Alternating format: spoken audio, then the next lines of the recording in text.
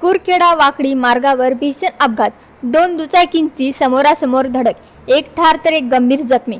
कुरखेडा प्रतिनिधी. कुरखेडा वाकडी मार्गावरील नगरपंचायतीच्या डम्पिंग यार्ड समोर आज सायंकाळी 7:30 वाजताच्या सुमारास 2 दुचाकींची समोरासमोर जोरदार धडक झाली. या भीषण अपघातात एका दुचाकी चालकाचा घटनास्थळी मृत्यू झाला असून दुसरा गंभीर जखमी झाला आहे. गोठणगाव येथील रहिवासी धर्मराज तुळशीराम बोदोले वय 35 वर्ष हे त्यांचे मित्र युवराज ठेंगेरे वय 34 वर्षे यांच्यासह दुचाकीने कामानिमित्त वाकडीकडे जात होते. त्याचवेळी वाकडी करून कुरखेडाकडे येणाऱ्या दुसऱ्या दुचाकीशी त्यांची समोरासमोर भीषण धडक झाली. अपघाताची तीव्रता इतकी मोठी होती की धर्मराज बोदोले यांचा जागीच मृत्यू झाला. त्यांचे मित्र युवराज ठेंगेरे हे या अपघातात किरकोळ जखमी झाले असून त्यांच्यावर उपचार सुरू आहेत. या अपघातात दुसऱ्या दुचाकीवरील चालक रमाकांत कासकर वय 48 वर्षे हे गंभीर जखमी झाले आहेत.